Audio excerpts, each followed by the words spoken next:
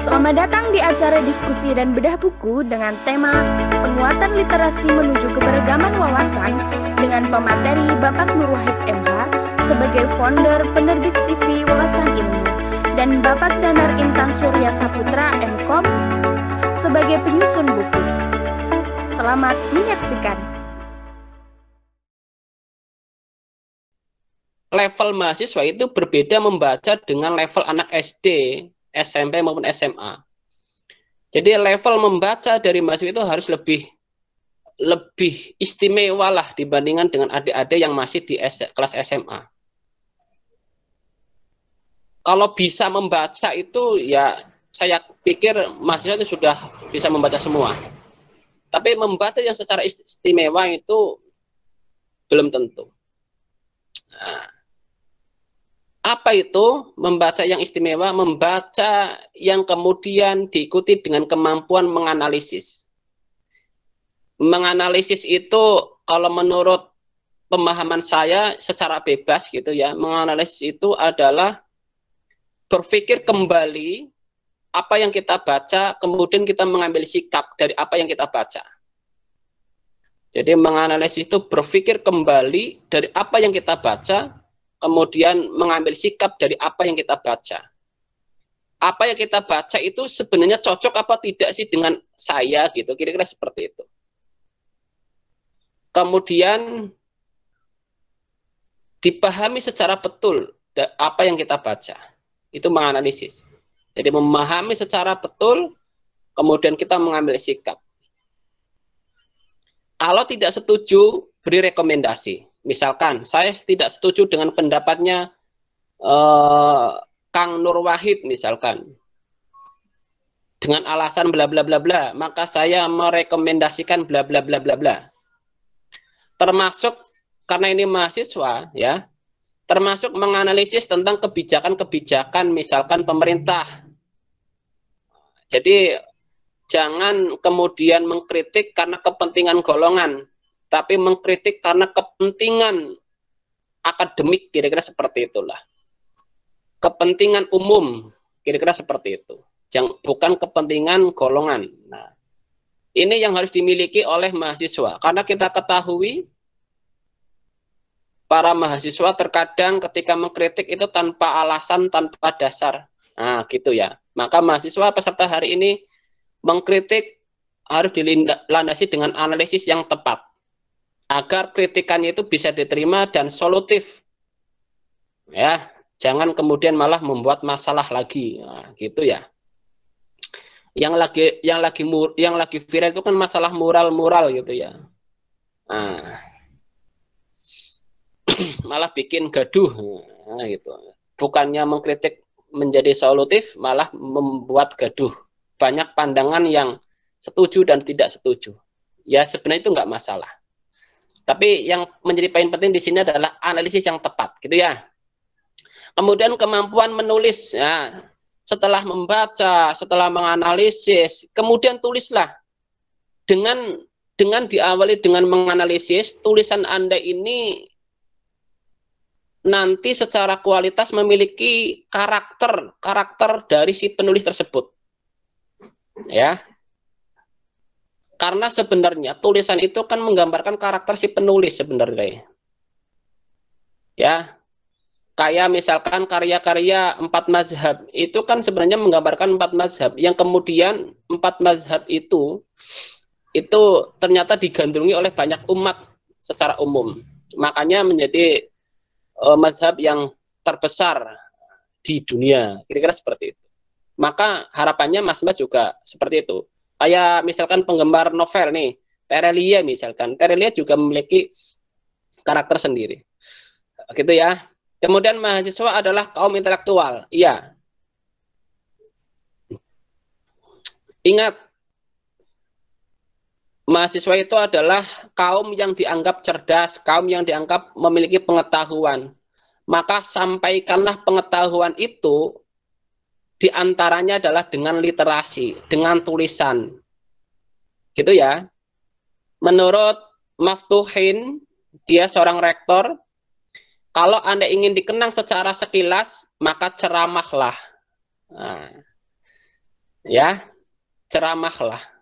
Tapi jika Anda ingin dikenang selamanya, mohon maaf, jika Anda ingin dikenang seusianya, maka jadilah guru. Jika Anda ingin dikenang selamanya, maka menulislah. Nah, gitu katanya itu. Kata Prof. Maftuhin. Saya ulangi lagi ya. Jika Anda ingin dikenang secara sekilas, maka ceramahlah. Jika Anda ingin dikenang seusia Anda, maka menjadi gurulah. Jika Anda ingin jika Anda ingin dikenang selamanya, maka menulislah. Ini saya mengutip dari pendapatnya Prof. Maftuhin. Oke.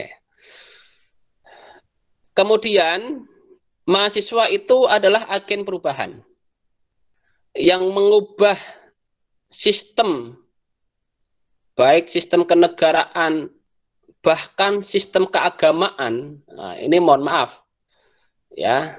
Kenapa saya bilang sistem keagamaan juga bisa dirubah? Karena agama itu memiliki sistem fikih. Fikih itu kan hadir untuk menyikapi perkembangan zaman. Nah, Anda ini kan bagian dari zaman. Maka tatanan agama itu pun ditentukan oleh Anda sendiri sebenarnya. Nah, sekarang kan banyak kaum radikalisme.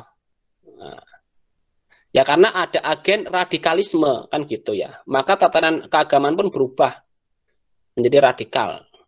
Maka Anda ini kan menjadi agen perubahan. Masa depan negara, masa depan agama itu ditentukan oleh Anda. Ya, termasuk saya gitu ya. Ya kita semua lah, kita semua. Maka penting literasi hadir untuk menjadi semacam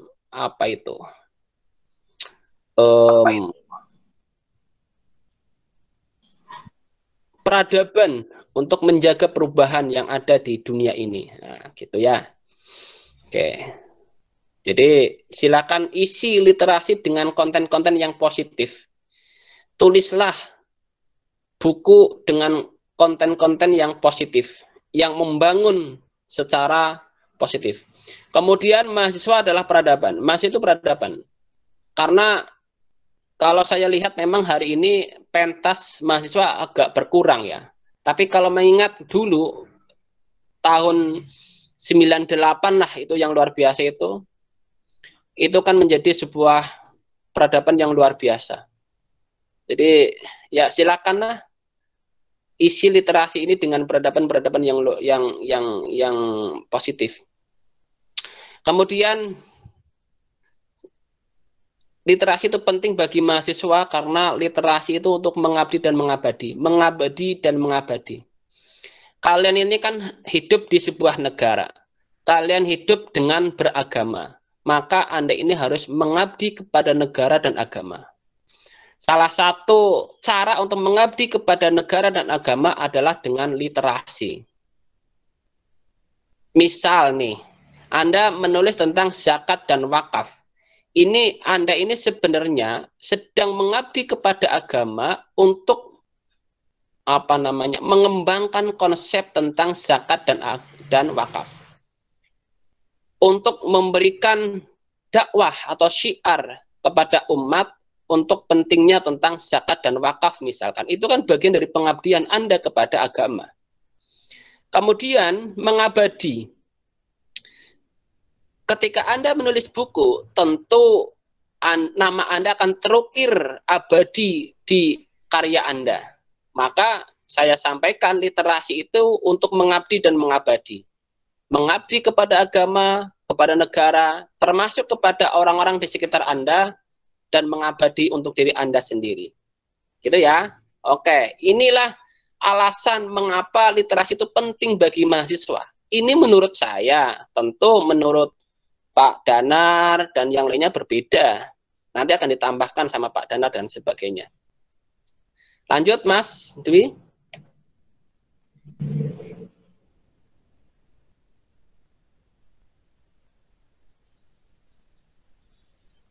Yuk, silakan lanjut.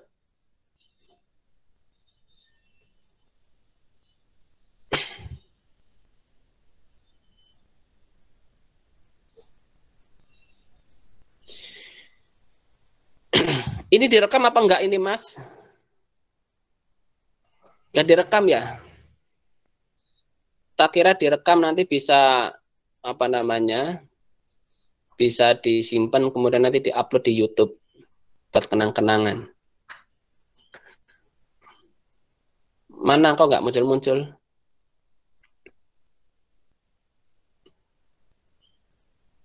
Yang sebelumnya boleh nggak apa-apa. Ya udah ini aja nggak apa-apa lah.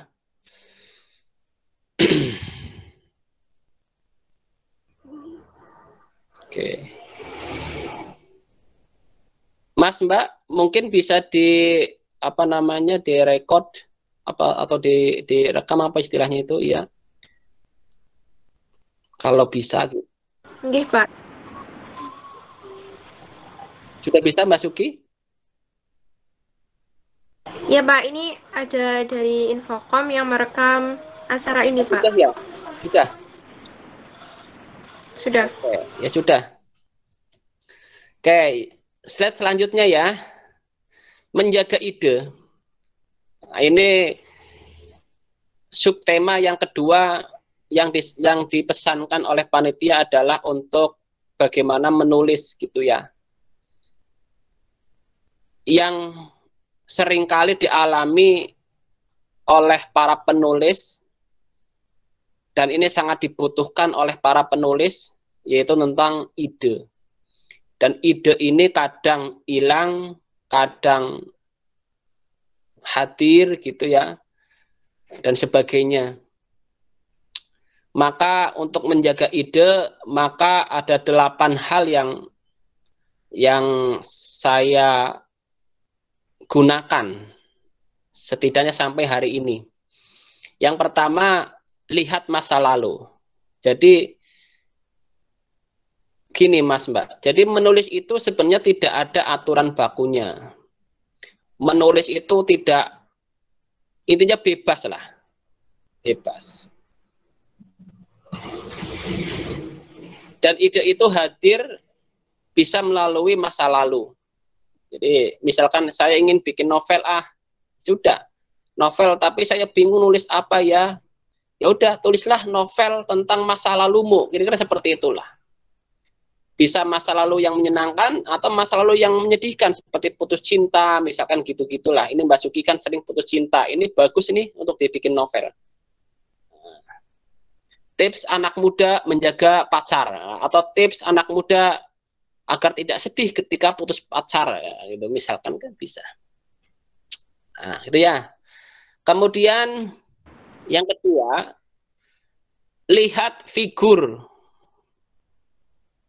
teladan, benda kesukaan atau tempat kesukaan. Ya. Misalkan saya ingin nulis cerpen tapi bingung nih.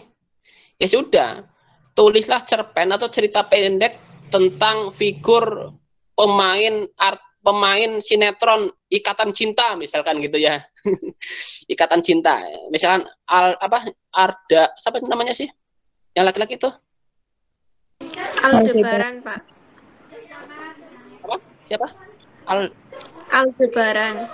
Ya, misalkan itulah. Atau misalkan yang perempuan itu siapa? Ya udah tulis itu aja. Tulis. Nah, itu kan figur. Figur yang sering Anda tonton itu bisa menjadi ide keren Anda itu ya.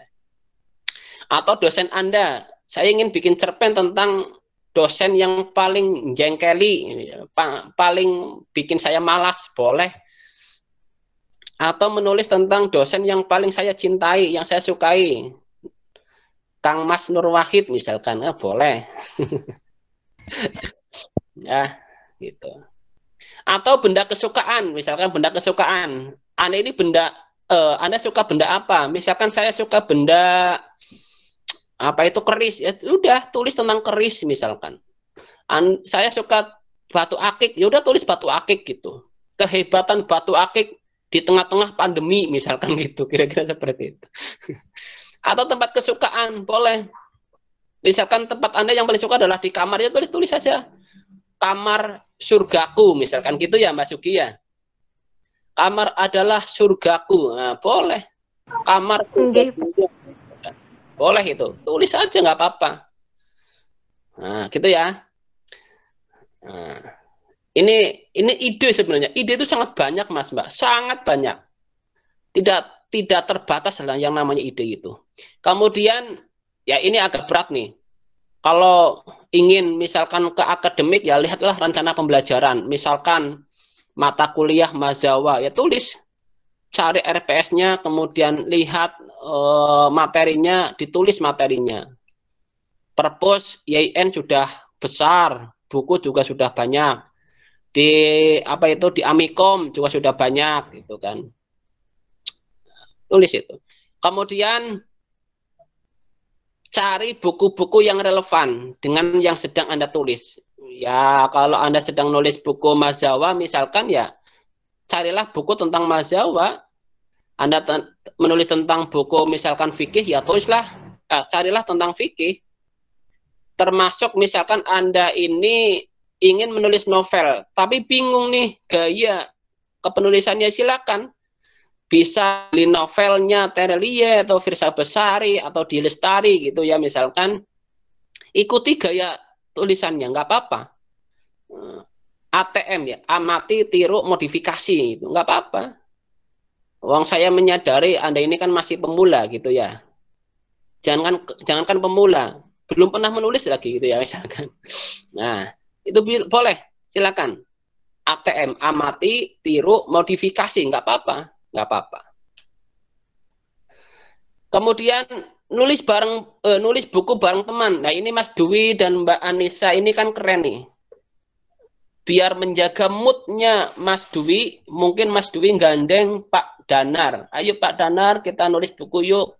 Saya ingin punya karya tapi saya bingung nulisnya bagaimana misalkan. Saya nulis tapi sebentar-sebentar berhenti, sebentar-sebentar berhenti gitu, nggak selesai-selesai misalkan. Ini menggandeng Mbak Anissa dan Pak Danar misalkan. Nah, gitu ya. Ini namanya nulis buku bareng temen, nggak apa-apa. Kemudian bikin outline sejak awal akan nulis. Ya, outline atau istilah lainnya ya bikin daftar isilah sebelum menulis. Ya, misalkan saya ingin nulis tentang pengalaman hidup saya yang pahit-pahit di masa lalu, ya tulis. Misalkan outline pengalaman pahit di usia 12 tahun, pengalaman pahit di usia 16 tahun, pengalaman pahit di usia 17 tahun, misalkan gitu. Ya sudah, tulis pengalaman-pengalaman pahit yang di usia Anda, yaitu misalkan di usia 12 tahun, apa ya, misalkan. Sampai tahun sekarang, misalkan ya. Bikin outline. Atau misalkan mau bikin buku akademik, ya tulis misalkan tentang fikih, misalkan ya tulis tentang fikih. Bab 1, konsep umum fikih misalkan, A, pengertian, B, rukun dan syarat misalkan, dan seterusnya. Bikin daftar isi dulu, karena dengan membuat daftar isi dulu Mas Mbak ini akan terukur menulisnya. Dan ini juga untuk mengantisipasi Mbak di tengah jalan Anda itu hilang ide. Maka untuk menjaga ide yaitu dengan membuat outline atau daftar isi yang akan ditulis. Novel misalkan, kira-kira pesan moral yang akan diangkat oleh Mas Mbak ini ketika menulis novel misalkan tentang apa? Misalkan tentang cinta yang tertolak misalkan. Ya sudah, bikin outline-nya tuh. Atau misalkan cinta tanpa harus memiliki misalkan, boleh. Dan seterusnya. Data isinya apa saja gitu. Pertemuan, ya misalkan yang kedua chattingan. Jadi pertemuan, setelah pertemuan chattingan. Setelah chattingan pertemuan season kedua. Chattingan season ketiga misalkan gitu-gitulah. Kemudian tumbuh cinta di saat pertemuan di restoran misalkan itu ya. Kemudian ungkapan cinta di Danau Toba misalkan gitu.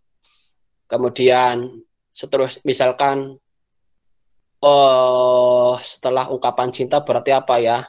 Percintaan 2 tahun lamanya. Berarti percintaannya hanya 2 tahun lamanya. Setelah 2 tahun putuslah cintanya. Setelah 2 tahun lagi ternyata kekasihku telah menikah dengan orang lain, maka intinya adalah cinta tanpa harus memiliki. Nah, gitu misalkan gitu-gitulah. Nah, ini kok pada mati nih. Apa namanya? Layarnya ini apa layarnya? Kameranya. Tolong kalau bisa untuk kameranya diaktifkan ya biar saya bisa lihat wajah-wajah Anda ini. Gitu ya. Itu bikin outline. Terus misalkan nih bikin ilustrasi untuk mendukung otak. Misalnya gambar pohon, kemudian apalah gitu ya. Kemudian sejenak relaksasi. Jadi kalau Mas Mbak ini sedang bingung, nggak usah dipaksakan Mas Mbak. Udah berhenti aja. Ketika boring ya sudah cari relaksasi, mesti ngopi misalkan ya. Misalkan hirup udara. Nulis itu kan biasanya di kamar atau di dalam rumah gitu ya. Ya ketika bosan keluarlah dari rumah ke halaman gitu ya, lihat kolam gitu misalkan ya. Atau misalkan jungkir boleh itu. Jungkir itu kan berarti kepala di bawah, kaki di atas. Alhamdulillah. Kaki di atas itu boleh, itu ada loh. Atau main bersama teman boleh. Itu untuk merelaksasi. Tapi setelah semua itu rileks, setelah rileks kembali menulis. Jangan kemudian setelah rileks malas menulis. Itu ya musibah namanya itu. Nah, ini yang dialami oleh para mahasiswa kayak gitu biasanya. Termasuk saya. Ketika rileks malah kesenengan, akhirnya nggak nulis lagi. Itu saya. Kalau Anda mungkin sama, gitu ya. Ini tips dari saya dan ini yang saya alami dan ini yang saya gunakan untuk menjaga ide. Walaupun ide ini tidak semuanya harus dipakai Mas Mbak. Kalau saya kan lebih fokus atau lebih sering menulis tentang buku-buku akademik. Contohnya ini nih. Tentang perbankan syariah. Ini kan buku ajar namanya. Ya, kemudian hukum perikatan Islam, implementasi hukum ekonomi syariah, itu kan lebih ke akademik. Jadi yang saya gunakan berarti ya poin 3 gitu ya. Kemudian poin 4, poin 5 gitu ya. Terkadang poin 6 dan seterusnya lah. Ya tidak semuanya digunakan. Dan sebenarnya masing-masing manusia, masing-masing Anda ini memiliki karakter sendiri, memiliki gaya sendiri, memiliki kekuatan sendiri dan memiliki cara sendiri untuk menjaga ide. Ide yang saya ini adalah hanya tawaran saja, dipakai ya monggo, tidak ya monggo. Itu ya. Lanjut.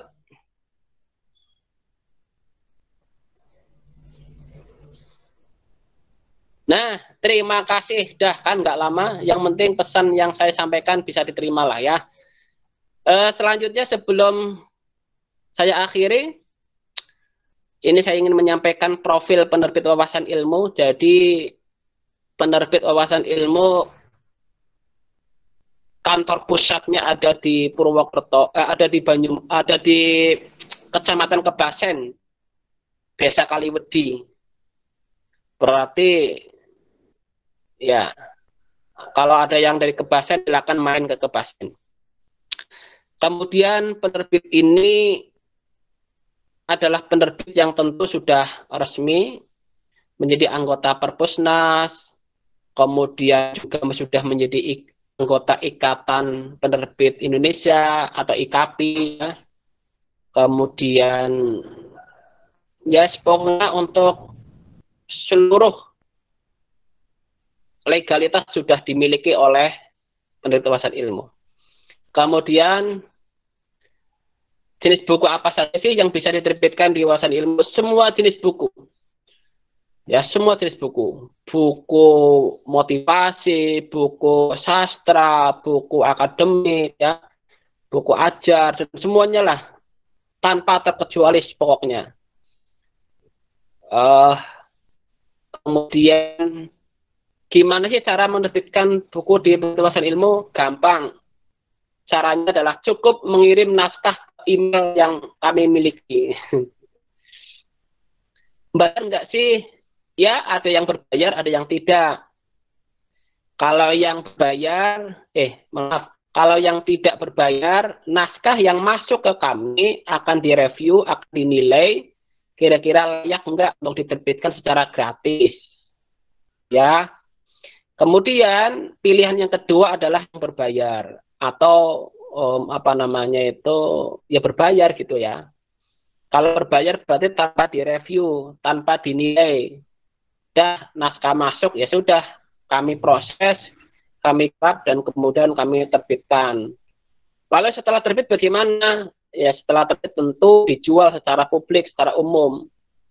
Ya, ada yang online, ada yang offline. Kalau yang online kami ada Shopee, ada Tokopedia, kemudian ada website dan seterusnya. Kalau offline ya tentu toko-toko buku yang sudah bekerja sama dengan kami. Ya, toko-toko buku yang sudah bekerja sama dengan kami. Tidak semua toko buku kerjasama dengan saya. Tapi ya adalah beberapa toko buku yang offline yang telah kerjasama dengan saya. Intinya naskah yang terbit di Wawasan Ilmu ya akan diperjualbelikan secara umum dan semua manusia yang ada di muka bumi ini bisa membeli bukunya. Ya, gitu ya. Dan saya, terakhir. Penerbit Wawasan Ilmu itu punya komunitas, namanya Komunitas Kamus Wawasan Ilmu. Komunitas itu adalah diisi oleh para mahasiswa masing-masing perguruan tinggi.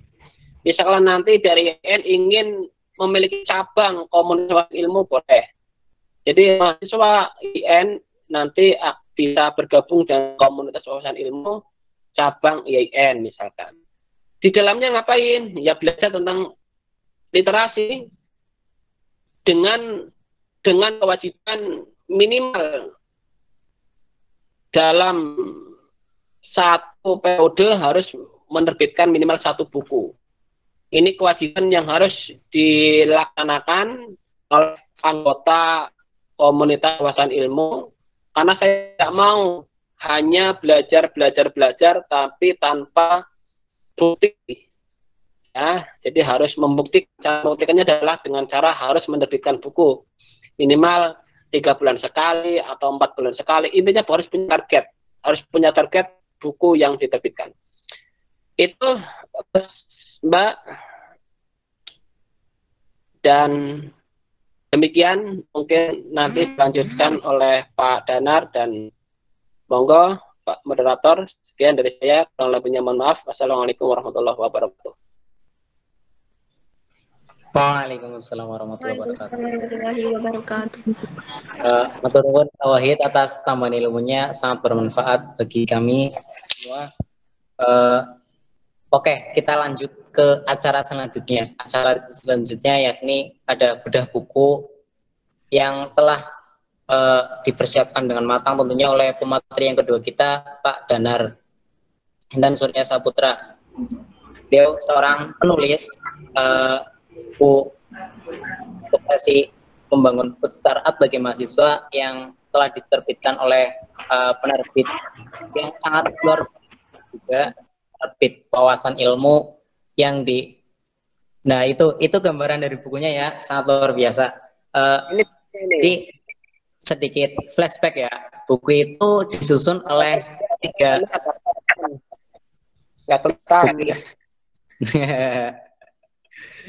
sukses membangun startup bagi mahasiswa.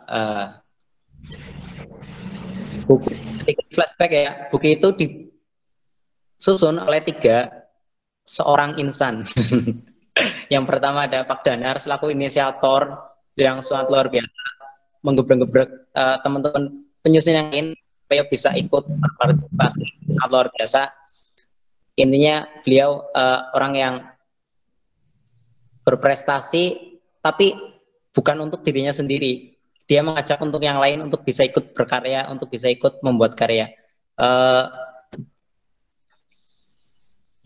Dan asiknya untuk para peserta itu nantinya bakal ada door prize 1 buku dari beliau, Pak Nur Wahid, dari penerbitan Wawasan Ilmu ya. Nanti di sesi terakhir bakal ada satu orang pemenang yang beruntung untuk mendapatkan buku yang akan kita bedah. Dan untuk peserta semuanya juga mendapatkan diskon 20% pembelian untuk di bulan ini. Oleh karena itu, untuk teman-teman yang berminat, yang ingin dan ingin menambah wawasan tentang apa itu food startup dan seperti apa cara membangunnya, berkaitan juga dengan ekonomi kreatif dan lainnya, monggo untuk bisa membeli di toko-toko offline ataupun toko online yang beliau sudah sampaikan tadi. Seperti itu ya. Untuk selanjutnya ada pemateri yang kedua, yakni Bapak Danarintana Surya Saputra. Untuk sedikit profilnya akan saya bacakan ya. Dia lahir di Kabupaten Purbalingga, Provinsi Jawa Tengah. Pendidikan ditempuh dari SD Negeri Bancar 3 Purbalingga, SMP Negeri 1 Purbalingga, dan SMA Negeri 1 Bukateja Purbalingga. Terus penulis melanjutkan pendidikan non formal di IMKI Prima Purwokerto jurusan Teknik Komputer, dan selanjutnya melanjutkan ke jenjang Diploma 1 di STMIK Amikom Yogyakarta jurusan Manajemen Informatika. Penulis kemudian melanjutkan pendidikan S1 Teknik Informatika di Timik Amikom Purwokerto yang sekarang sudah menjadi Universitas Amikom Purwokerto. Terus selanjutnya setelah beliau lulus, beliau juga sempat bekerja sebagai tenaga IT di beberapa perusahaan besar di Jakarta, Balikpapan, Banyumas, dan Cilacap. Untuk selanjutnya penulis juga melanjutkan studi S2-nya di Magister Teknik Informatika STMIK Amikom Yogyakarta, Kanang Universitas Amikom Yogyakarta. Kemudian atas kecintaannya pada bidang multimedia dan industri kreatif, di tahun 2015, penulis juga fokus menjadi dosen di Universitas Amikom Purwokerto hingga sekarang. Penulis juga menjabat sebagai Ketua Lembaga Pengembangan Usaha Universitas Amikom Purwokerto, Pembina Pusat Inkubator Bisnis Universitas Amikom Purwokerto, dan sebagai Direktur Operasional di PT Ampu Kreatif Studio, serta sebagai CEO founder dari startup Prestasi Kita Bersama. Dan sejak tahun 2021, penulis juga sedang menempuh pendidikan S3 Doktor Ilmu Komputer di Universitas Kristen Satya Wacana Salatiga. Dia berarti sekarang walaupun seorang dosen juga seorang mahasiswa juga. Luar biasa. Itu sedikit gambaran dari pemateri yang kedua, dengan sederet prestasi, dengan sederet pendidikan ditempuh, pastinya sudah tidak perlu ditanyakan lagi mengenai prestasinya tentunya. Monggo Bapak Danar Surya Saputra memberikan materinya. Ya, baik. Terima kasih Mas Dwi Kuntoro. Mohon saya diberikan feedback ketika suara saya bisa didengar ya, Mas Dwi. Baik Pak. Bisa ya? Oke, terima kasih. Baik, bismillahirrahmanirrahim. Sebelumnya saya ucapkan terima kasih ya, yang terhormat dari jajaran Rektorat UIN Saisu Purwokerto ya, atau IAIN Purwokerto. Alhamdulillah ini sudah berubah ke universitas, jajaran dekanat ya, dan prodi, serta dari himpunan mahasiswa jurusan Majawa, dan juga panitia penyelenggara bedah buku ya pada siang hari ini. Dan juga yang terhormat juga rekan saya Pak Nur Wahid dari penerbit Wawasan Ilmu ya, sebagai co-foundernya. Ya, harapannya pada siang hari ini nanti kita bisa belajar bersama ya, karena kalau tadi disampaikan Mas Dwi Kuntoro itu saya bisa seperti sekarang ini juga banyak orang-orang hebat yang telah memberikan ilmu kepada saya gitu. Nah, sehingga saya juga terima kasih mengucapkan kepada guru-guru besar saya gitu, dan juga rekan-rekan saya tentunya yang mau berkolaborasi, karena ya di tren era saat ini ya kita akan sulit bergerak ketika kita hanya mengandalkan kemampuan kita sendiri ya. Contohnya di penulisan buku ini saya mengajak Mas Dwi Kuntoro dan Mbak Anissa untuk ayo kita menulis bersama kan. Dan ini juga sama, perjuangannya cukup berat sekali ya. Kenapa? Karena ya kita mengawalinya dari mata kuliah. Kita mengawalinya dari mata kuliah karena kebetulan alhamdulillah saya berarti ini tahun ini memasuki tahun kedua ya saya mengajar di UIN SAISU ya. Sehingga ini salah satu luaran dari mata kuliah kita ya, karena memang betul yang tadi disampaikan Pak Nur Wahid ya, bahwa ayo kita menulis gitu. Nah, sehingga saya menularkan virus-virus menulis itu kepada setiap mahasiswa yang ketemu gitu, baik itu di perkuliahan maupun di non perkuliahan. Tidak hanya buku, juga banyak jurnal maupun di media massa. Pokoknya saya push terus untuk mahasiswa menulis. Nah, ini perjuangan untuk menulis buku kali ini cukup berat sekali. Kenapa? Karena ya kita jujur antara Mas Dwi Kuntoro dan Mbak Anissa itu jujur saya belum pernah ketemu secara fisik ya, face to face ya. Kami hanya berdiskusi selalu melalui WhatsApp dan mungkin beberapa media meet seperti ini kan.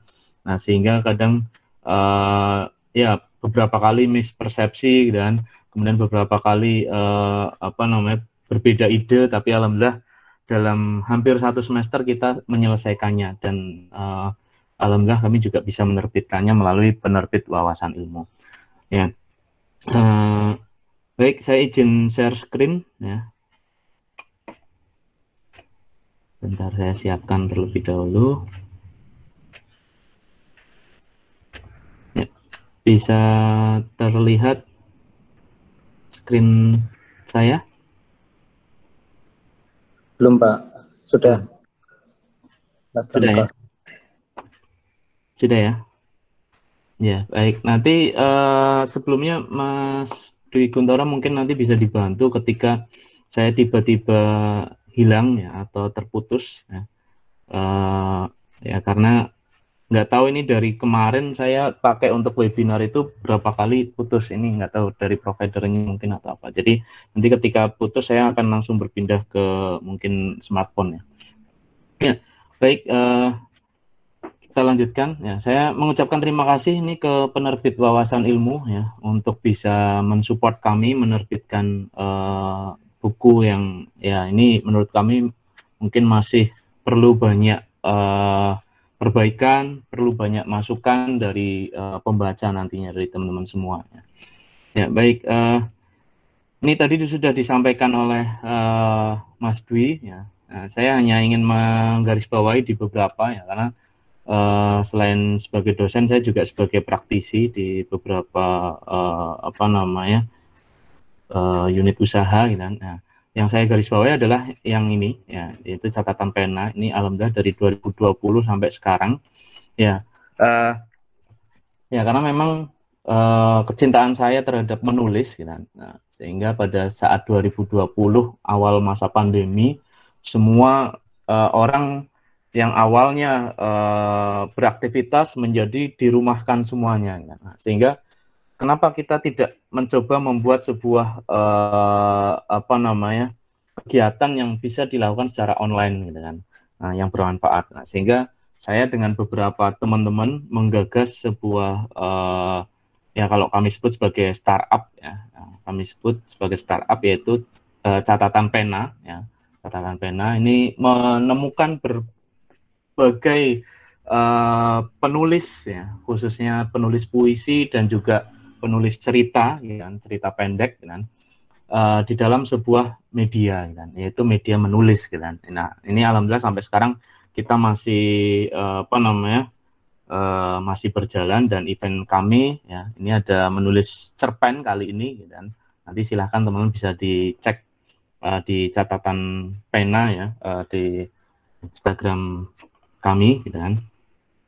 Nah, mungkin ini juga harapannya bisa berkolaborasi dengan Pak Wahid ya, karena untuk penerbitan ya, kami biasanya menggunakan beberapa penerbit ya baik yang ada di Banyumas maupun di luar Banyumas. Ini sepertinya dengan penerbit Wawasan Ilmu belum ya, jadi nanti mungkin barangkali kita bisa berkolaborasi Pak Wahid ya untuk bisa menerbitkan tulisan teman-teman ya, karena ya 100 besar ya itu pasti kami terbitkan dalam sebuah buku kan. Oke, kemudian kalau teman-teman pengen tahu detail tentang saya ya, ini alhamdulillah Google berbaik hati ya, cukup ketika nama saya ya tidak sampai 1 menit ya itu ketemu 8.000 hasil. Nah, ini salah satunya adalah kenapa? Karena ya saya jujur suka menulis gitu kan. Nah, dulu saya suka menulis di blog ya, baik di Blogspot maupun di WordPress ya. Tapi karena kesibukan saya akhirnya dan juga tuntutan saya sebagai dosen ya, sehingga saya seringnya menulisnya di jurnal.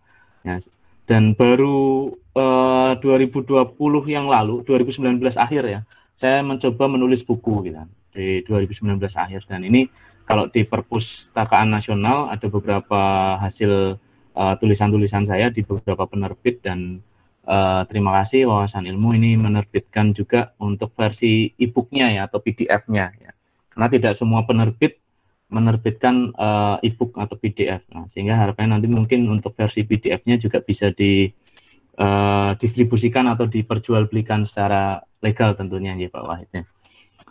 Baik, itu sekilas tentang profil saya. Nah, kita mencoba masuk apa itu food startup ya, dan kenapa kok kami memilih mahasiswa sebagai objeknya. Nah, apa itu food startup dan kenapa kok mahasiswa. Nah, dua kata kunci ini yang membuat kami terinspirasi untuk membuat sebuah buku ya, bersama Mas Dwi dan Mbak Anissa tentunya. Ya, yang pertama kita bahas kenapa mahasiswa dulu ya. Nah, kenapa mahasiswa? Nah, ini berdasarkan data saja. Saya sukanya itu ngomong berdasarkan data ya, karena memang basic saya dosen dan tentunya di bidang komputer ya, background utamanya, sehingga saya seringnya berbicara tentang data. Ya, data mahasiswa dari Kopertais ya, atau perguruan tinggi di bawah Kementerian Agama Islam ya, itu lebih dari 400.000. Lebih dari 400.000 aktif saat ini ya, itu untuk diploma dan S1 ya, di luar S2 dan S3 ya. Sehingga harapannya lebih dari 400 mahasiswa ini menjadi sasaran pembaca kami gitu kan. Ini baru dari Kementerian Agama Islam gitu kan ya, atau WINSAISW ini kan di bawah Kementerian Agama Islam. Nah, kalau kita berbicara di Kementerian Pendidikan dan Kebudayaan ya, atau Dikti, itu lebih dari 6 juta mahasiswa ya, dari diploma dan S1 ya, lebih dari 6 juta mahasiswa. Sehingga ya besar harapan kami gitu kan, buku-buku yang kami tulis gitu kan. Ya, kalau tadi disampaikan Pak Wahid kan, ayo kita sering-seringlah menulis gitu kan, biar tidak hilang dari peradaban gitu kan. Quotes-nya dari Prof. Sapa ya, tadi saya agak lupa gitu kan. Ya, betul gitu kan. Nah, kenapa? Karena biar harapannya karya kita itu bisa dinikmati, bisa dibaca oleh banyak orang gitu kan. Ya, minimal tidak sebanyak 6 juta, tapi di dalam grup ini ada 20 sekian gitu kan. Lebih dari 20 gitu kan, sehingga harapannya bisa membaca. Melihat banyaknya ini gitu kan, nah besar harapan kami dan buku-buku kami pun juga bisa dibaca oleh para mahasiswa, sehingga kami menggarisbawahi judul kami adalah khusus untuk mahasiswa. Nah, terlebih gitu kan, nah dari Kementerian Pendidikan, ya ini juga sepertinya sudah mulai masuk di kementerian di bawah perguruan tinggi di bawah Kementerian Agama Islam, yaitu adanya Kampus Merdeka.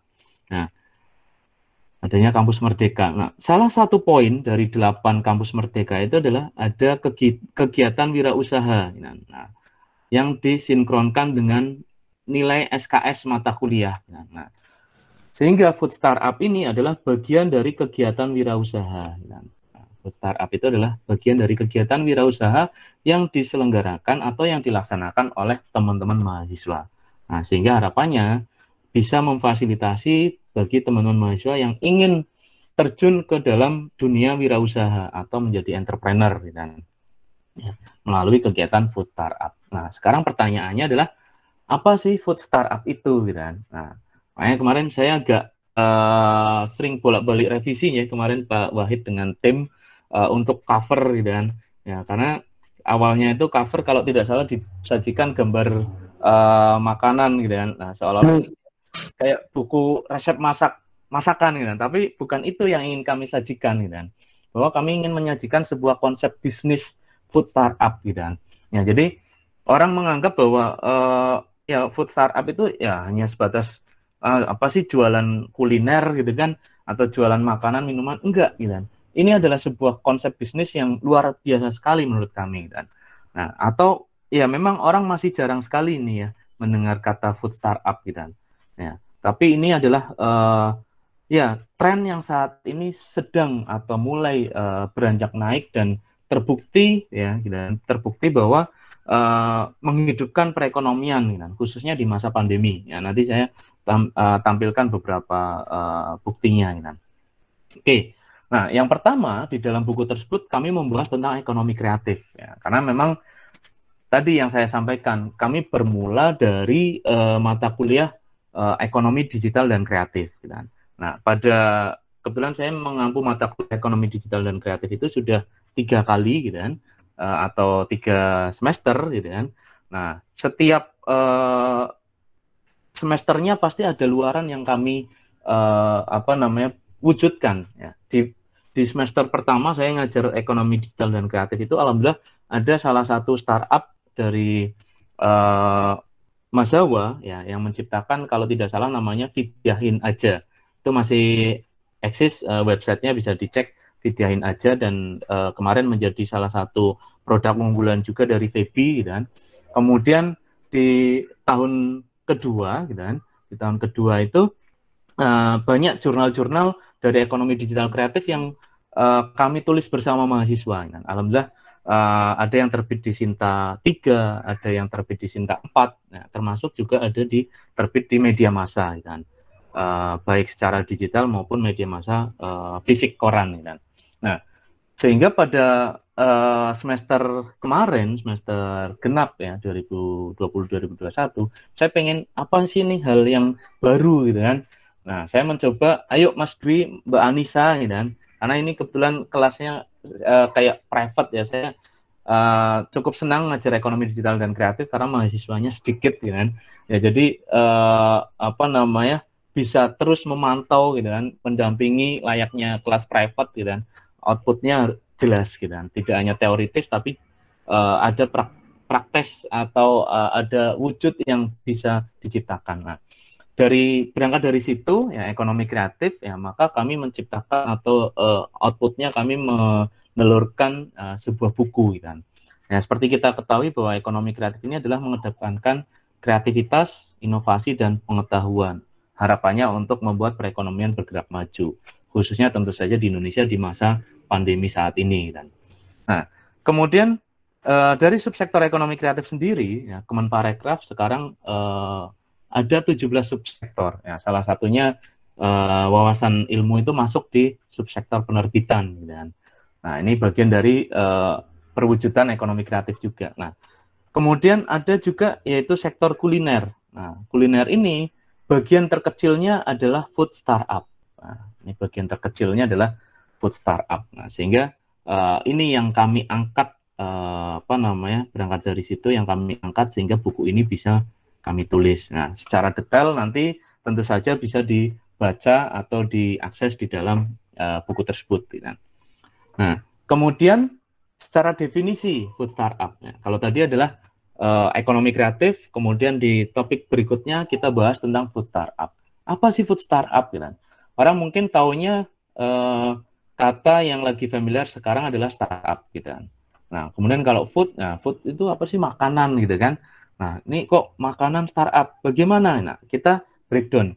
Oke, kalau food saya kira teman-teman rata-rata tahu. Nah, kemudian startup, nah ini yang fakta menarik gitu kan. Nah, kembali lagi data gitu kan. Berdasarkan startupranking.com, nah, ini tahun 2020 ya. Nah, Indonesia ini adalah menduduki peringkat kelima tertinggi di dunia yang memiliki banyak startup gitu kan. Ya, yang pertama adalah US, kemudian India, UK, Kanada, dan Indonesia yang kelima. Nah, apa itu startup? Startup adalah perusahaan rintisan berbasis teknologi. Ya, mungkin teman-teman mengenal kalau dulu ada Gojek, ya, tapi kalau sekarang Gojek itu sudah unicorn, bahkan sudah naik lagi ke dekakorn. Gitu kan. Kemudian ada Bukalapak yang dulu startup juga, sekarang naik juga ke unicorn, gitu kan, dan akan naik lagi ke dekakorn, ya, karena sahamnya semakin meroket. Gitu kan. Kemudian kalau startup lainnya mungkin teman-teman mengenal adanya Ruang Guru. Nah, Ini juga ruang guru mulai lagi naik dengan adanya pandemi gitu kan. Kemudian banyak startup lain yang semakin bermunculan. Kalau di saya amati di Purwokerto sudah semakin banyak ya, ada Becer ya untuk platform belanja online gitu kan. Kemudian ada Bengkol gitu kan, bengkel online ya. Kemudian juga ada Domu ya, platform pembayaran e-wallet gitu kan, dan lain sebagainya. Yang itu diinisiasi dari teman-teman mahasiswa ya, termasuk tadi yang saya sampaikan Vidyahin aja. Nah, semoga Vidyahin aja ini bisa terus naik ya rate-nya. Ya, itulah startup. Nah, kemudian food startup ini adalah menggabungkan antara perusahaan rintisan berbasis teknologi, gitu kan, dengan makanan. Ya. Sehingga food startup itu sendiri, gitu kan, ya, ini bisa diartikan adalah sebuah perusahaan rintisan berbasis teknologi, inovasi dan kreativitas dalam sektor makanan, minuman, dan tentu saja adalah kuliner. Gitu kan. Nah, ini digabungkan. Ini konsep yang ya sebenarnya tidak baru ya, di 2-3 tahun terakhir sudah mulai banyak, hanya saja mulai eksis itu di ya tahun-tahun 2020 dan apalagi di masa-masa pandemi saat ini kan. Oke. Itu definisi dari food startup. Nah,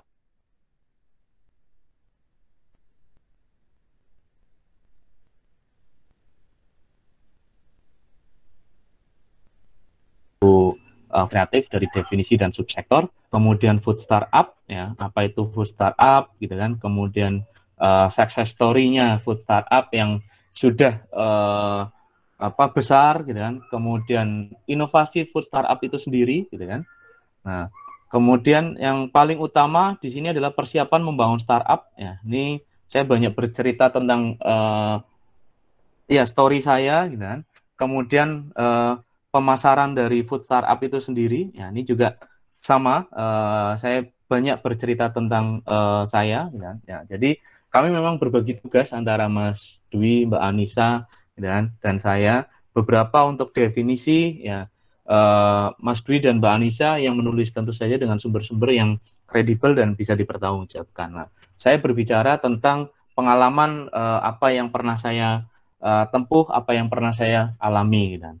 Kemudian, nah ini ada pendanaan food startup bagi mahasiswa. Nah ini berdasarkan pengalaman dari teman-teman mahasiswa yang pernah saya bimbing dan juga yang pernah ya saya temui di kesuksesannya di dalam membangun food startup itu sendiri.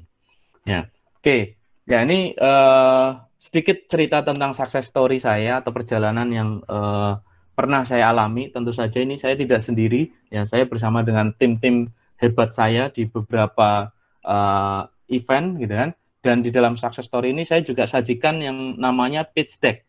Ya, apa itu pitch deck? Nah, pitch deck itu adalah sebuah presentasi singkat yang menjelaskan gambaran umum mengenai sebuah produk, model bisnisnya yang ditujukan kepada calon investor atau saat kompetisi atau bahkan mitra dalam bekerja sama. Ya, jadi karena ya layaknya kita presentasi ya, atau saat ini kayak saya yang lagi memaparkan materi gitu kan, atau tadi Pak Wahid sedang menyajikan materinya. Nah, sebenarnya pitch deck itu hampir sama seperti itu, tapi bagaimana menyusun sebuah pitch deck yang bisa membuat orang tertarik gitu kan, dan membuat orang yakin bahwa oh bisnis kita itu luar biasa gitu kan. Nah, dan pengalaman ini alhamdulillah mengantarkan kami, ya, saya dengan beberapa tim itu ada di Japan International Manga Awards, kemudian ada di International Challenge 2015, kemudian Intrafest 2015, ya, BIAF 2015, Dirham, dan beberapa event-event lainnya. Nah ini juga saya bertemu dengan para mentor-mentor hebat, ya, saya kira teman-teman kenal semua ya, Pak Deddy Miswar gitu kan. Nah, kemudian ini ada salah satu orang Disney ya. Waktu itu kita ketemu dan di mentoring langsung sama beliau gitu kan, Pak Ed Hawks gitu kan. Dan alhamdulillah ya beberapa karya kami ya itu ada di Increfest 2015 ya, ini kami masuk di top 5 besar, dan di alhamdulillah di 2019 kami juga ya membawa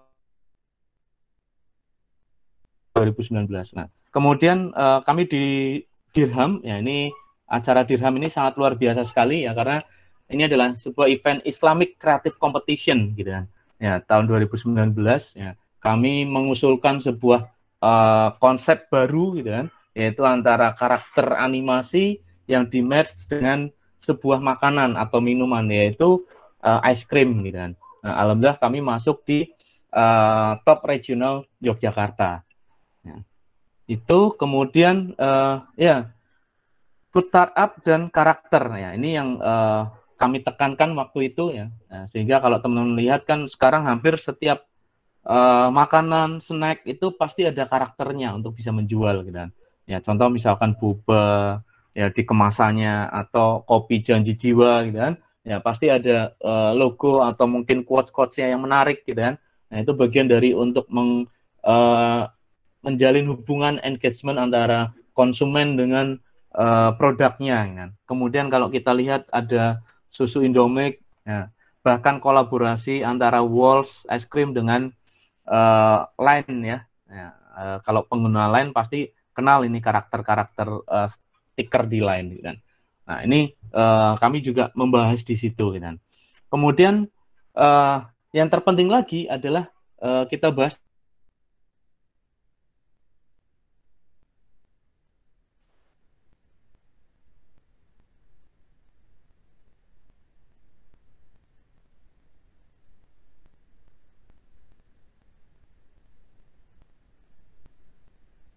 bisnis, menjelaskan, memvisualisasikan, menilai dan mengubah suatu model bisnis. Ya, lebih tertata dan tersusun secara rapi.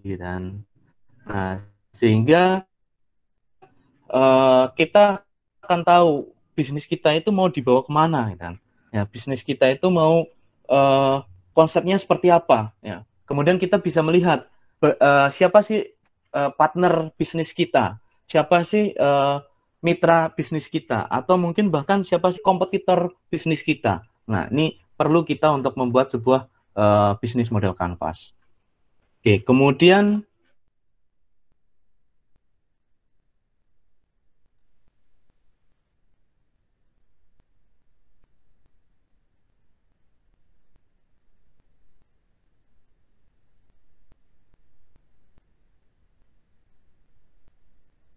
pendanaan dari Dikti gitu kan, yaitu sebesar 5 juta ya kalau tidak salah waktu itu ya, yaitu sebenarnya konsepnya sederhana, jualan makanan ceker gitu kan, tapi dikemas yang ya menarik gitu kan. Kalau tidak salah outletnya dekat dengan Uin Saisu ya, atau Yayan. Kemudian ada ya Maska ya, teh Maska ya, atau teh kulit biji kopi. Ya, ini luar biasa sekali, dapat pendanaan 30 juta dari Kementerian Kebudayaan Dikti ya, di program PHP 2D. Nah, ini luar biasa sekali. Saya juga kaget sekelas mahasiswa gitu kan bisa dapat pendanaan bisa sampai 30 juta gitu kan, untuk program PHP 2D gitu. Kemudian ya tentu saja success story yang lainnya banyak. Nah, penasaran kan? Nah, teman-teman bisa baca secara detailnya di buku Sukses Membangun Food Startup bagi Mahasiswa. Nah, kemudian pertanyaannya mungkin tadi banyak pengalaman-pengalaman kan dari Kementerian Kebudayaan lah. Kalau yang seperti teman-teman itu dari Kementerian Agama itu bagaimana? Nah, nanti saya ceritakan juga. Gitu.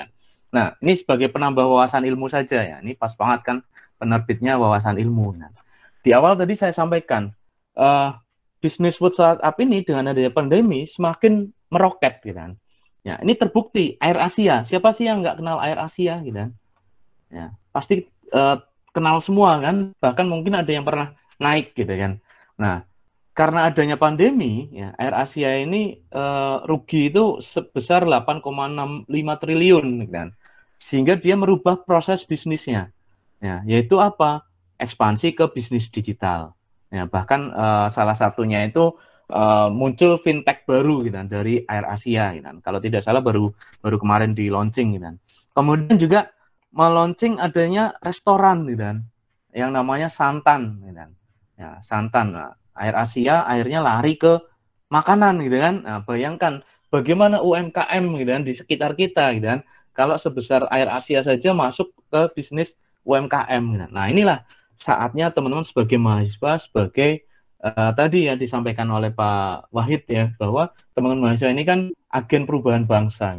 Ayo teman-teman merubah ya perekonomian Indonesia gitu kan, untuk bisa meningkatkan ya perekonomian di sekitar kita, khususnya UMKM. Nah, nih produk-produknya bahkan 24 jam nonstop gitu kan, itu bisa dilayani gitu kan, untuk pembelian makan gitu kan, ya secara online ya pembeliannya gitu kan. Cukup download aplikasi Air Asia, kemudian di situ pilih beli santan gitu kan.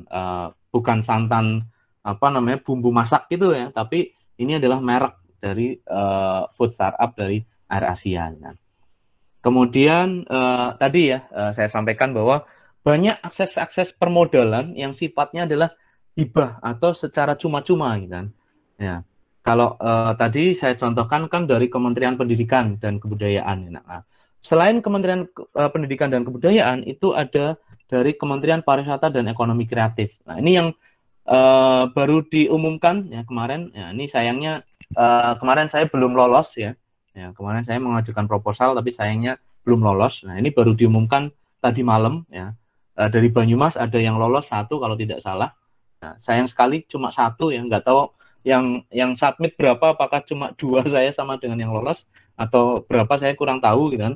Tapi sayangnya yang lolos kok cuma 1 gitu kan, saya heran gitu kan.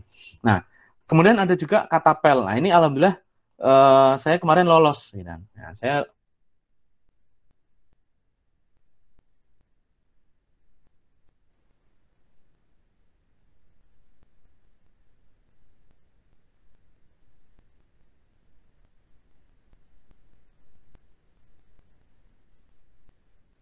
ya, ini alhamdulillah kemarin baru selesai di tahap 100 besarnya. Ini sedang proses masuk ke 20 besar. Mohon doanya dari teman-teman di sini. Gitu. Oke, kemudian dari Kementerian Koperasi dan UKM RI. Ya, ini bagi wira usaha pemula. Nah, ini juga sama. Ini saya kira syaratnya mudah-mudah kok. Yang penting kemauan dari teman-teman gitu kan, untuk membangun food startup ini gitu kan. Ya, yang penting ada kemauan, niat gitu kan, ayo tulis gitu kan, tadi kata Pak Wahid gitu kan. Sama, ini juga sama, tulis proposal gitu kan. Kemudian ada dari Kementerian Pemuda dan Olahraga. Ya, ini kalau di webnya 2021 sedang baru dibuka ya. Ini saya cari apa namanya bannernya belum ketemu ya.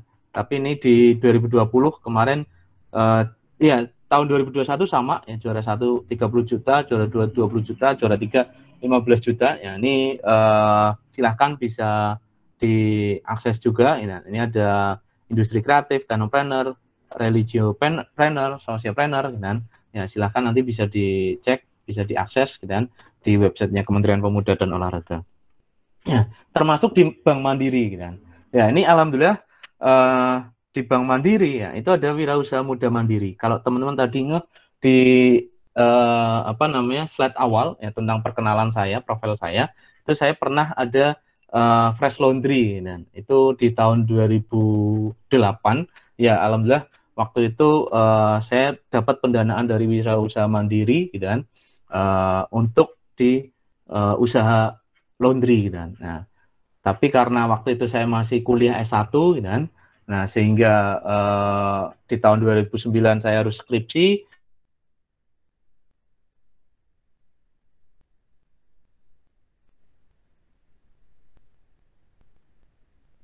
Usaha gitu kan, atau menyelesaikan skripsi gitu kan. Nah, karena ya tidak mau kuliahnya terbengkalai, akhirnya ya sudah usahanya saya korbankan dan saya harus menyelesaikan skripsi ya. Karena memang waktu S1 itu sebenarnya saya tidak pintar-pintar amat ya, karena memang jiwa usaha saya mungkin udah dari awal ya terbentuk dari kuliah gitu kan, sehingga IPK saya tidak bagus-bagus amat, tapi pengalaman usaha, pengalaman bisnis saya ya alhamdulillah ada banyak gitu kan, walaupun ya jatuh bangun gitu kan. Ya, itu kiranya tentang apa yang bisa kita diskusikan ya. Saya sepakat ya tadi dengan quotes-nya yang dari Pak Wahid, ini juga ada quote-nya dari Pramudia Ananta Tur gitu kan. menulislah, karena tanpa menulis engkau akan hilang dari sejarah gitu kan. Ya. Dan tadi banyak quotes-quotes yang disampaikan oleh Pak Wahid dan saya juga sepakat gitu kan. Ini saya juga menyampaikan gitu kan, bahwa ayo menulislah gitu kan, dimanapun dan kapanpun, baik itu di buku tulis, di secari kertas atau mungkin kertas bekas, blog, ya, secara digital, website, story, bahkan gitu kan, sosial media dan lain sebagainya gitu kan. Kemudian saya sepakat dengan Pak Wahid, kumpulkan tulisanmu gitu kan, jadikanlah sebuah monumen yang luar biasa gitu kan. Ya, jadi apa ya, jadi e-book atau jadi buku gitu kan. Ya, kemudian kalau sudah jadi mungkin bisa dikirim ke Pak Wahid untuk diterbitkan gitu kan. Nah, jadi udah tulis saja. Kalau sekarang langsung nulis 100 halaman mungkin akan berat, tapi sedikit demi sedikit gitu kan. Yang penting secara rutinitas gitu kan. Kalian kan bikin story di Instagram, di WhatsApp itu kan tiap hari, bahkan kadang ada yang sampai story-nya itu kecil-kecil ya, sampai nulis apapun gitu kan ditulis. Nah, tapi kalau di WhatsApp kan hilang, ya, jangan lupa di capture gitu kan. Kemudian kalau di Instagram masih tersimpan, tapi kalau di WhatsApp itu hilang ya, di capture. Nah, sehingga nanti dalam 1 bulan gitu kan, ya dijadikan clipping gitu kan, jadikan clipping. Nanti dalam 2 bulan kan udah banyak. Ya. Kalau misalnya per hari itu nulis katakanlah 30 gitu kan, berarti kan udah 30 halaman. Nah, 2 bulan udah 60 halaman gitu kan. Nah, kalau mau 100 halaman ya 3 bulan udah selesai. Masukin atau kirim naskahnya ke Pak Wahid untuk jadi sebuah buku gitu kan. Ya, saya kira itu dari saya mungkin cukup ya. Mungkin nanti bisa ditambahkan oleh Mas Dwi atau Mbak Anissa untuk materi tentang food startup ini ya. Terima kasih. Sementara saya akhiri dulu. Akhir kata, wassalamualaikum warahmatullahi wabarakatuh. Saya kembalikan ke Mas Dwi Kuntoro sebagai moderator. Terima kasih, monggo.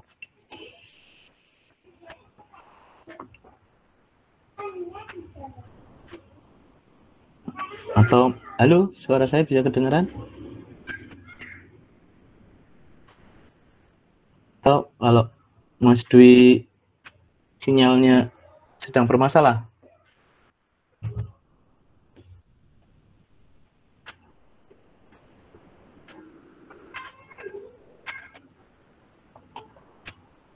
Halo?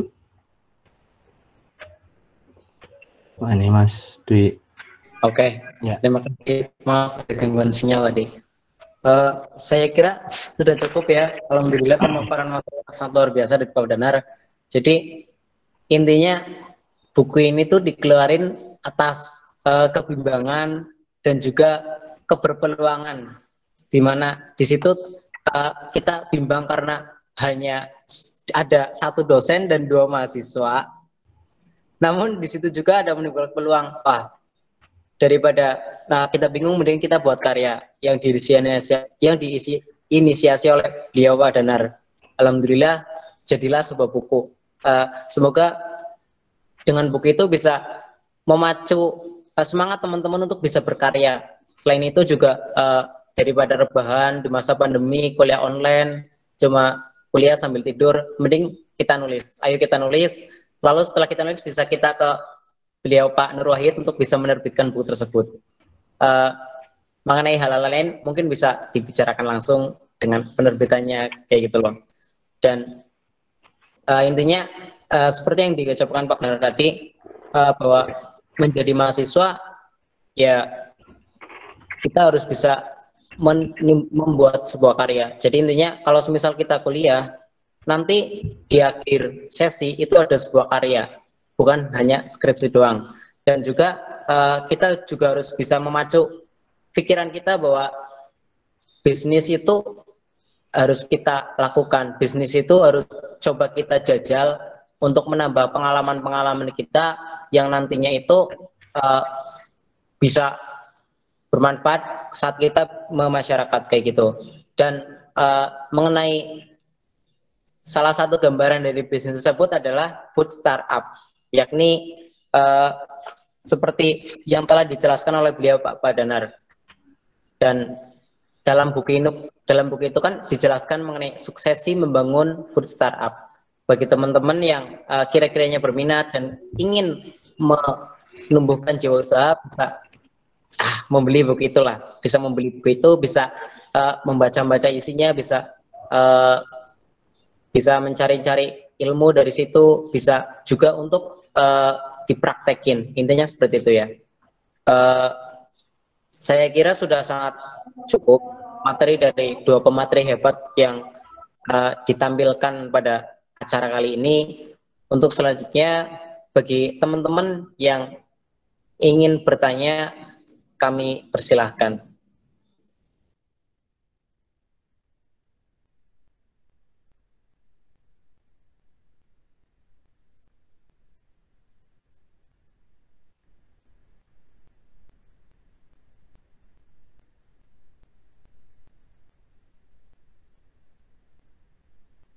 Mohon sekiranya yang bertanya bisa on cam, bisa lewat voice. Terima kasih. Monggo Pak Wahid, itu mungkin bisa dijawab, ada 2 pertanyaan. Nanti saya menambahkan, Pak.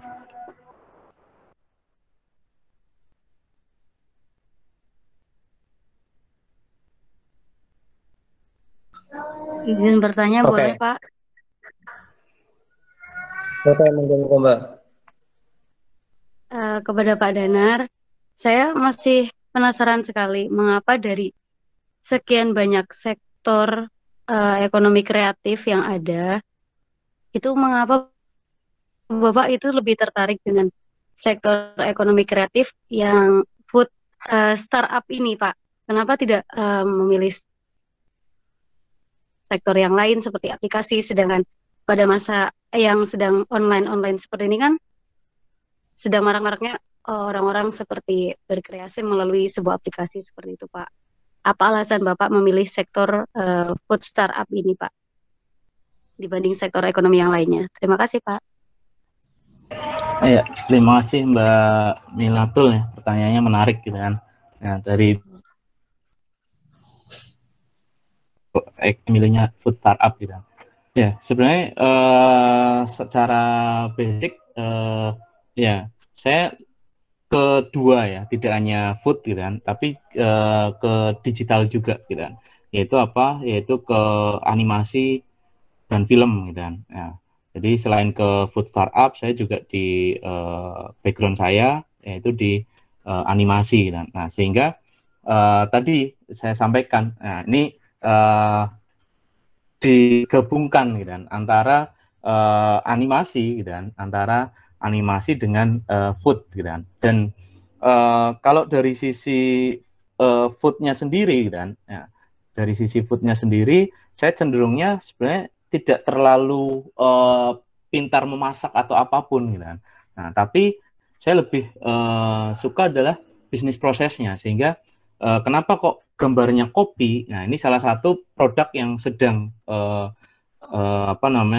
kami rintis juga. Nah, ini insya Allah sebentar lagi rilis ya.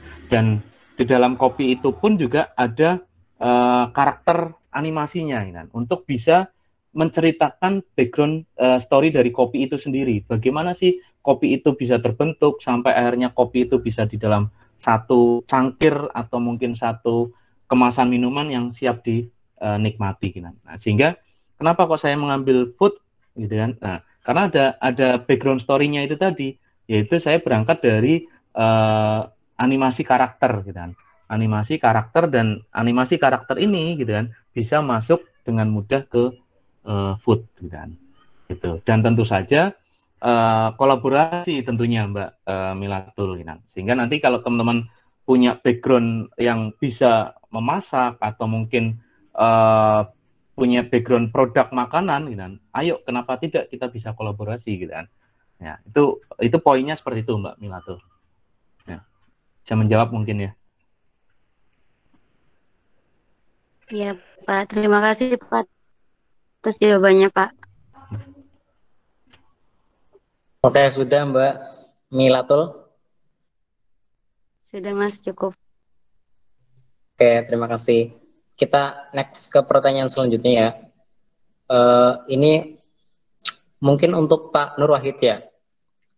Dari Mbak Anis Pelinaja Nurrohimah. Izin bertanya Pak, bagaimana cara yang efektif untuk menulis sebuah buku? Terima kasih. Oke. Cara menulis buku yang efektif. Apa ya? Saya sendiri bingung cara menulis yang efektif seperti apa. Karena masing-masing penulis itu memiliki cara sendiri-sendiri. Menurut saya, efektif itu harus diawali dengan motivasi yang tinggi untuk memiliki komitmen atau istiqomah dalam menulis. Udah itu saja dulu. Punya niat yang kuat untuk istiqomah menulis. Kalau sudah ada itu, maka menggunakan media-media untuk menulis. Di antara media untuk menulis itu kan ada laptop, ada kertas, ada buku gitu ya. Saya pernah membaca bukunya Renal Kasali, Prof. Renal Kasali. Tadi bukunya sekilas dipaparkan oleh Pak Danar. Prof. Renal Kasali itu menulis buku itu dimanapun, kapanpun, bahkan ketika di sebuah pesawat, Prof. Renal itu selalu membawa kertas dan pulpen mestinya ya. Kertas dan pulpen, apa yang sedang dipikirkan, maka tulislah. Nah, gitu. Jadi kemanapun pergi, itu bawa kertas, bawa pulpen, ketika ada ide, itu ditulis idenya. Biar, ya tadi itu, ide itu kan dalam waktu sekejap bisa hilang. Bahan yang ditulis bisa sekejap bisa hilang. Maka ya cara efektif ya tadi itu. Kalau perspektif media berarti kemanapun, kapanpun bawa alat tulis seperti laptop, seperti buku catatan maksud saya ya. Bahkan Pak Nurudin itu dosen produktif dari UMM, Universitas Muhammadiyah Malang. Itu kemanapun pasti membawa laptop. Dan ketika istirahat pasti membuka laptop. Gitu. Ya, kemudian ditulis idenya. Kemudian apalagi hari ini, kita kan tidak lepas dari yang namanya handphone toh. Handphone itu kan ada catatan, ada apa namanya sih itu? Fitur catatan gitulah. Kenapa nggak menggunakan media catatan yang ada di handphone? Nah, misalkan saya sedang ada ide nih untuk nulis puisi, tulislah tentang puisi dan seterusnya. Karena ya itu biar efektif. Jadi dimulai dari niat yang kuat, kemudian memanfaatkan media tulis, bahkan Dr. Ainun Nangim, dia itu dosen UIN Tulungagung. Dia itu suka nulis di Facebook, suka nulis di Instagram. Ya tentunya tulisan yang yang memiliki pesan tadi. Nah, saking banyaknya tulisan di Facebook, di Instagram, di blog, kemudian kumpulan-kumpulan itu bisa dikumpulkan menjadi sebuah buku. Artinya apa? Artinya ya untuk efektif ya memanfaatkan media tulis, ya apapun itulah.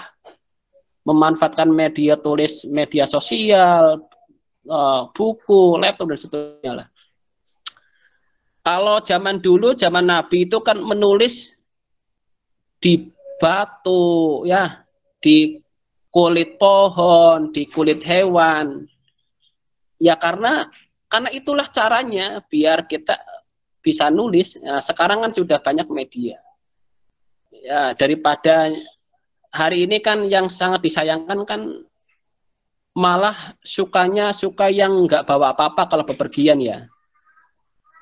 Menurut saya kalau Mas Mbak bepergian, selain membawa alat sholat, membawa alat tulis. Alat tulis. Nah, saya ulang lagi, selain membawa alat sholat, bawalah alat tulis untuk menulis. Nah, gitu ya. Gitu. Kemudian cara efektif yang selanjutnya menurut saya punya banyak teman dari para penulis. Kemudian punya banyak channel penerbit. Nah, jadi ini efektif secara umum ya, efektif secara umum. Mungkin nanti secara itu bisa disampaikan oleh Pak Danar. Itu. Jadi cara efektif semua orang itu masing-masing memiliki kekuatan sendirilah. Dan masing-masing orang memiliki perspektif sendiri-sendiri. Kalau saya seperti itu. Tidak hanya membawa alat tulis, membawa alat sholat, karena kita umat Islam gitu ya. Tapi membawa bahan bacaan. Karena kemanapun pergi, kalau bisa, tas Anda itu diisi buku. Karena semakin banyak membaca buku, akan semakin semakin banyak ide, kemudian semakin banyak kosakata yang kita miliki. Kita bingung dengan kata-kata, kita bingung dengan kalimat, kita bingung susun kalimat yang indah bagaimana. Kelemahannya satu sebenarnya, karena kita kurang membaca. Coba kalau kita sering membaca, pasti jangankan kata yang indah, kalimat yang indah, bahkan buku yang indah pun akan pasti Anda bisa. Nah, gitu ya. Itu yang untuk Mbak Anis. Monggo lah, ini Mbak Anis tentu juga punya cara sendiri. Yang menurut saya yang paling mendasar adalah memiliki niat yang kuat untuk menulis. Baru kemudian pasti kedepannya akan efektif lah. Kemudian apa yang sering Bapak lakukan untuk menambah daya tarik dari buku yang Bapak tulis? Menambah daya tarik. Saya kok nggak begitu memikirkan antara menarik dan tidak menarik, Mbak Titi ya. Saya bodoh amat lah, mau menarik mau tidak. Buku yang saya tulis, seperti saya tulis. Karena saya meyakini setiap buku itu pasti ada jodohnya sendiri. Setiap buku itu pasti ada pembacanya sendiri. Sekuat apapun usaha kita berjuang nih membuat buku yang menarik. Tapi kalau sasarannya tidak tepat, ya tetap saja tidak menarik. Karena buku itu kan sebenarnya kebutuhan ya. Misalnya gini, saya kepingin masak, maka cari buku masakan kan gitu kira-kira. Buku resep masak. Saya sedang belajar fikih zakat, maka carilah buku fikih zakat. Jadi menurut saya pada intinya semua buku itu menarik, maka bagi seorang penulis jangan terjebak untuk bagaimana sih kita menulis buku yang menarik, nggak usah memikirkan itu, pokoknya tulis saja. Bahkan sebagian besar penulis itu berpikir gini, ya suka-suka gue lah, mau nulis apa. Tulisan saya kan karakter saya, maka menulislah sesuai dengan karakter. Nah, kalau pemain sinetron itu kan biasanya ada karakter jahat, ada karakter baik, kan gitu ya. Ya sama dengan tulisan, ada penulis yang memiliki karakter keindahan bahasa, tapi tidak peduli dengan isinya, misalkan gitu ya. Tapi ada juga yang terlalu peduli dengan isinya, tapi tidak begitu peduli dengan keindahan bahasa dan seterusnya lah. Ya tadi itu saya berpesan kepada Mbak Titi, nggak usah sibuk memikirkan, saya harus nulis yang menarik nih biar banyak membacanya, jangan. Pokoknya tulis apa yang Anda bisa, tulis apa yang Anda ingin tulis, nggak usah memikirkan apakah ini menarik atau tidak. Yakinilah bahwa yang namanya buku pasti ada jodohnya sendiri, yang namanya buku pasti ada pembacanya sendiri. Menarik atau tidak, pasti akan menemukan pembacanya sendiri. Begitu, Mbak Titi. Sekian dari saya. Silakan kalau ada yang lain, monggo. Ini mungkin sedikit menambahkan ya. Ya ini pertanyaannya bagus-bagus ya. Tadi sepakat saya dengan Pak Wahid. Pokoknya apapun itu udah langsung jalani aja gitu kan. Tulis aja gitu kan, apapun itu. Nah, apalagi kan sekarang sudah banyak sekali penerbit apa namanya? Ya mungkin penerbit indie ya, semacam penerbitnya Pak Wahid gitu kan, dan yang notabene itu sangat membantu sekali untuk para kita penulis gitu kan. Dibandingkan dengan ini pengalaman saya nih Pak Wahid ya, awal saya menulis kan, saya dulu kan punya cita-cita pengen nulis di salah satu penerbit besar gitu kan. Nah, saya coba tuh, saya kirim sana. Nah, kan biasa pada saat awal itu ngirim apa kerangka utamanya ya. Nah, saya kirim kerangka utamanya, nah kayak semacam proposal naskah saya. Nah, kemudian alhamdulillah sana tertarik. Nah, saya kaget kan, oh kok tertarik. Nah, tapi di balik itu saya disodori sebuah MOU kerjasama bahwa memang ini gratis gitu kan, tapi dalam 1 tahun Anda harus menghabiskan 1000 eksemplar. Wah, saya bingung langsung kan. 1000 eksemplar kalau tidak terjual itu menjadi tanggung jawab saya untuk kos produksinya.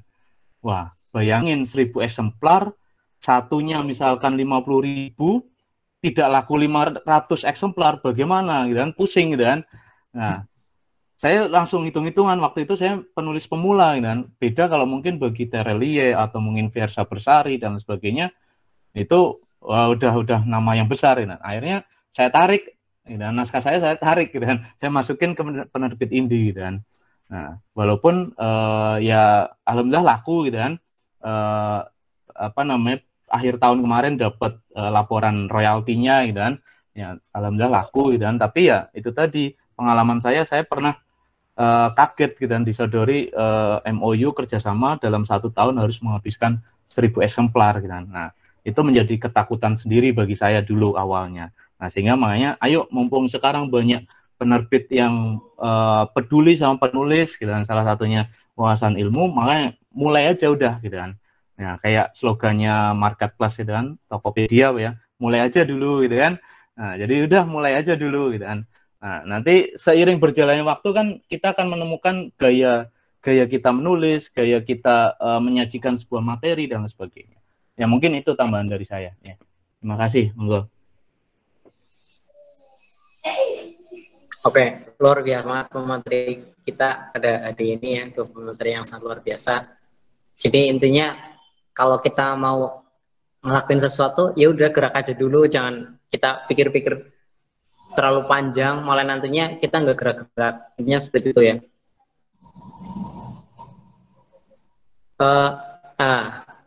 Mungkin karena waktu yang udah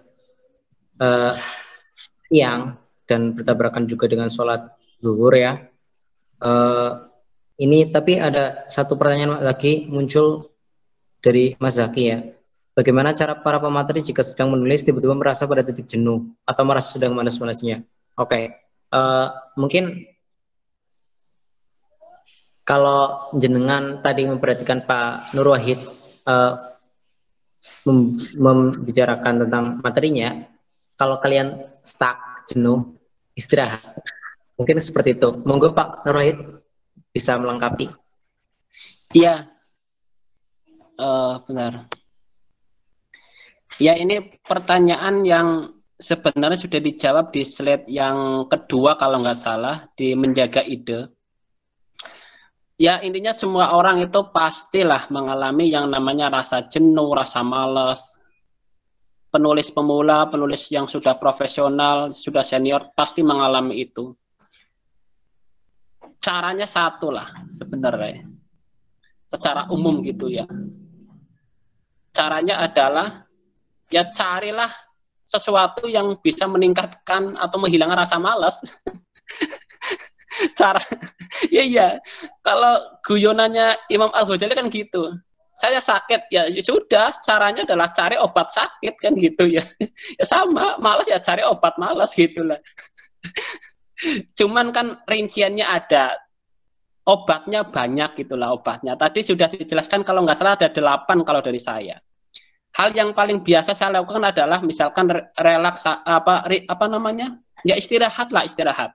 Jadi ketika nulis tiba-tiba jenuh, pusing atau apa, ya udah istirahat. Mau tidur kayak, mau main sama anak kalau yang sudah punya anak, yang punya pacar main dengan pacar, nggak masalah. Yang terpenting adalah ketika kita sudah istirahat, sudah enak, ingat lagi, oh nulis, nah gitu. Jadi lagi-lagi adalah apa itu namanya niat untuk istiqomah menulis itu saja sebenarnya, ya. Jadi malas itu nggak salah, jenuh itu nggak salah. Ngapain kita menyalahkan diri kita sendiri atas kejenuhannya? Jangan, udah istirahat aja lah. Main sama teman. Atau hal yang lain misalkan yang mencari referensi-referensi dan yang lain sebagainya. Itulah dari saya.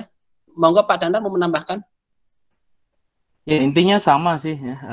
Tadi Pak Wahid sepakat ya buat Mas Zaki nih. Intinya sama ya. Saya pikir apapun ya, tidak hanya menulis, kalau memang udah jenuh, mau dipaksain kan malah justru hasilnya kurang bagus gitu kan. Ya, jadi kalau memang udah jenuh ya udah break, istirahat gitu kan. Apa dan kalau saya kalau lagi jenuh ya udah bukanya Netflix, kalau enggak Hotstar gitu kan, Disney Hotstar gitu kan. Atau ya mentok-mentoknya YouTube lah gitu kan. Mentok-mentoknya YouTube gitu. Udah itu aja. Nah, ya kalian kan masing-masing punya ini sendiri ya, hobi sendiri gitu kan. Kalau yang hobinya olahraga ya olahraga gitu kan. Nah, bahkan saya sampai sebesar ini gitu kan. Kalau dulu saya waktu kuliah kan sukanya main bola ya. Cuma kalau udah setua ini mau main bola kayaknya gimana gitu kan. Saya kemarin nyari nyepeda gitu kan, oh nggak cocok gitu kan. Nah, akhirnya terakhir kemarin saya beli samsak. Ternyata sampai sekarang, oh itu kalau lagi jenuh ya udah itu mukulin samsak gitu kan. Itu jenuhnya pelampiasannya gitu kan. Ya pasti setiap orang punya ini sendiri kan. Gitu. Ya paling gitu Mas Haki.